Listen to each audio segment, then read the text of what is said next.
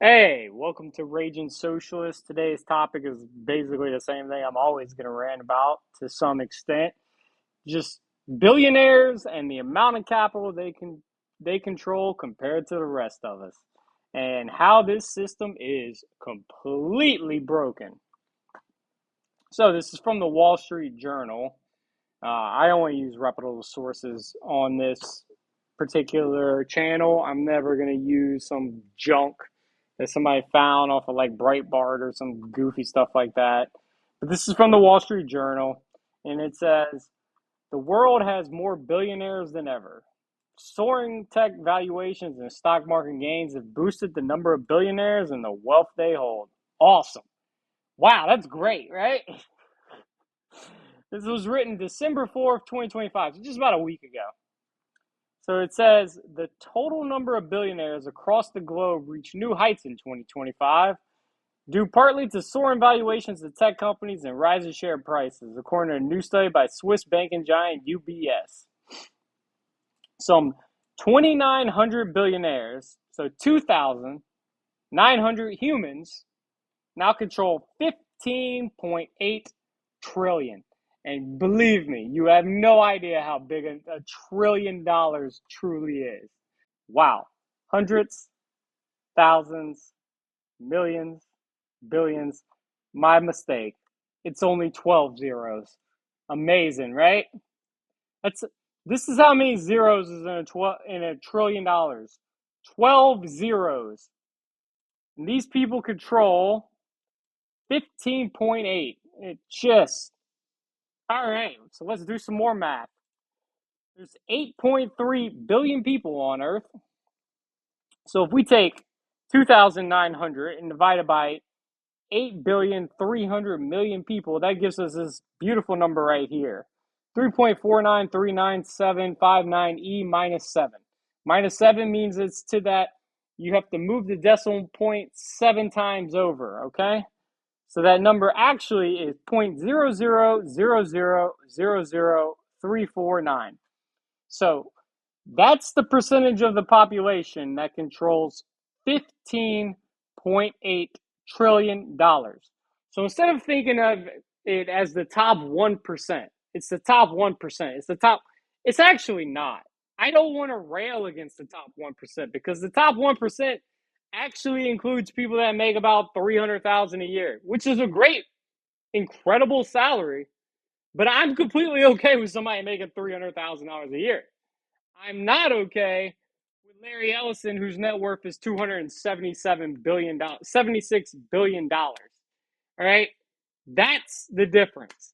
The top 1% includes people that actually have reasonable salaries. It's the 0.0000035 that I hate. The French Revolution had it right. This is just a fact. The French Revolution had it right. 300 years ago, they decided that we don't need elites. We don't need people that have so much more money than the rest of us. We're struggling to eat, and Marie Antoinette is saying, let them eat cake. Like the French Revolution had it right. Now, 300 years later, they have the best healthcare in the world, one of the top 5 best education systems in the world. They have incredible public transportation. These things are related. I don't care what Fox News gets you to focus on about wokeness and culture wars. They're doing that so they can steal the money, which we're going to talk about in a second, and you can stay poor. The whole goal, stealing money. Let's talk about it. Larry Ellison. The reason I picked him in this particular video is because his son's company is in the news right now. So Larry Ellison, he's the chief technological officer of Oracle. Currently worth $276 billion. What does he spend that money on? Lanai, island in Hawaii. The island is 98% owned by Larry Ellison. So awesome. This island, gorgeous Hawaiian island, Lanai, we look at it on a map. The big island. Here's Hawaii, here's Oahu and Maui. He owns this island right here. So he bought basically an entire island in Hawaii. literally helping the rest of us. So Reaganomics, those trickle down economics where we give the most money to a few and it trickles down to the rest of us, that's it to the T. It never trickles down. This is just the facts. They just accumulate more money. He's gotten richer since buying the island. Like, Trump economics is Reaganomics on steroids. This is why it's called Raging Socialist, because I tend to get angry when I start talking about this stuff. So, how did Larry Ellison make all this money? Stealing it. Like, of course. So, from 2005, Ellison to settle insider trading suit. Settlement. So basically, Ellison sold his stock for an average of 30.76 per share before the stock plummeted to nearly half that value on news of the earnings miss. So basically, the suit says that he stole nearly $900 million in Oracle stock in January 2001, just weeks before the company announced it would not meet earnings expectations. So he sold $900 million in Oracle stock before it dropped to half in value. That's what insider trading is. Okay? And he got caught this time. And he had to pay fines. Should be in jail, but he's not. They sent Martha Stewart to jail, but this guy got out of it because he's got more money than God. So, anyway, if you believe this is the only time this man ever did that, I have a bridge in Brooklyn that I have just a spectacular Christmas sale going on for you right now. I like $100,000 and you can buy a bridge in Brooklyn. $100,000. This is a toll bridge. The tolls will pay for itself within a week. Okay? Email me. Shoot me an email. Write me in the comments. And I will sell this to you right now. What else has this guy done? So Oracle agrees to pay $200 million to resolve a False Claims Act. They entered a contract in 1998 to sell software license and technical support to government entities. So this is how these guys make money. Elon Musk does this. Peter Thiel does this. We'll get into him in a second. Like, they're just robbing the government of money. Every once in a while, the government recollects a portion of it. The $200 million, I guarantee you they stole probably not 200, but probably $10 billion, and the government recollected $200 million because the Justice Department is understaffed and underqualified, especially Pam Bondi. So what else does Larry Ellison like to do, all right? I mean, this guy right here, this human being, this insider. So he was talking about AI. Ellison said AI would be used in the future to constantly watch and analyze vast surveillance systems like security cameras, police body cameras, doorbell cameras, and vehicle dashboards. So there's this great book called 1984, written by George Orwell. It was written in the 20s or 30s. I don't remember. But about 50 or 60 years before the year 1984. And basically, he's telling us that we're going to be in a police state where they watch everything we do. They surveil every single thing we do. So we're going to have supervision, Ellison said. Every police officer is going to be supervised at all times, and if there's a problem, AI will report that problem and report it to the appropriate person. Citizens will be on their best behavior because we are constantly recording and reporting everything that's going on. You also expects AI drones to replace police cars in high-speed chases. You just have a drone follow the car. It's very simple in the age of autonomous drones. He wants to create a police state. Oracle is investing in OpenAI, which is ChatGPT, and they're all invested in NVIDIA, which makes the microchips, and it's just this big circle jerk of money flowing around.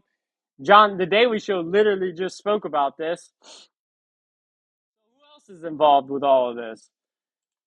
This guy, Peter Thiel, currently worth $27 billion, another awful human being, and he's in charge of Palantir Technologies. And what does Palantir want to do? From Palantir's data fusion to Clearview's face scraping and Fox license plate dragnets, a handful of private vendors now underpin everyday policing and ICE's deportation machine. Sold as public safety, these tools supercharge surveillance, stitch together vast personal data, and evade democratic oversight. Here's what they are, who profits, and how we can shrink police reliance on them. So this guy, now I'm gonna get into him later in another video. South Park is totally destroying him right now, luckily. So because these shadow billionaires need to be out in the public, we need to know who they are. They knew who they were in the French Revolution. But the reason I picked Larry Ellison specifically is because you might have heard Paramount launches a hostile takeover bid for Warner Brothers Discovery, valued at nearly $108 billion, seeking to derail Netflix's deal. Paramount's offer includes funding from Saudi Arabia, Abu Dhabi wealth funds, backing from Jared Kushner, Trump's son-in-law, Affinity Partners. So this guy, David Ellison, yep, you guessed it, that's Larry Ellison's son. So it's not like this is some spectacular business person. He just had his dad, who stole a bunch of money from shareholders through insider trading, give him a bunch of money so that he could start buying companies and then combining them. And that's how Paramount Skydance was created. You see, like, look at him. Here's him. Here's his dad right here. The funny thing, like, so now he's trying to buy another company. I'm not saying Netflix is great, but guess what? One of these is tied to Trump, Jared Kushner. I wonder who Trump's going to be rooting for. And if you think Trump's not profiting off of this, that bridge in Brooklyn, I dropped it to 80,000, and I got multiple of them. All right, I've got like 5 of these I can sell. So you just drop a comment, I will reach out to you. You can wire the funds to me, and I will give you the deed to a bridge in Brooklyn. Also got some oceanfront property in Arizona for sale. Amazing weather because it's Arizona and it's literally right on the Pacific Ocean. I have all these things for you. If you believe that Trump's not profiting whenever Paramount is combining, all right? So Paramount Skydance, vast media and entertainment conglomerate, company was formed in August 7th by David Ellison through the merger of Paramount Global, National Amusements, and Skydance Media. So David Ellison, the son of Oracle co-founder Larry Ellison, a centi-billionaire. Like, these people have so much money, we had to create new words for them. You sit there and focus on wokeness. Trump doesn't want you buying too many pencils, and these guys are just throwing around more money than 99% of America will ever see combined. This is the system we're currently living in. But we can't have healthcare. Can't have affordable housing. These guys need their money. These guys need to be wealthier and richer than us. It is important that he's worth $276 billion and he has his own private island. I mean, obviously, I completely agree with that. Like, come on, man. Get it together.